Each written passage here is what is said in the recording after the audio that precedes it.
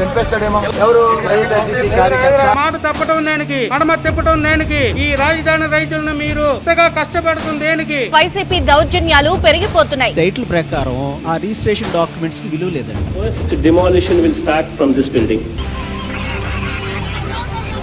మన ప్రభుత్వంలో పూర్తిగా మద్యాన్ని నిషేధిస్తాం అని చెప్పి గట్టిగా కూడా చెప్తా ఉన్నాం.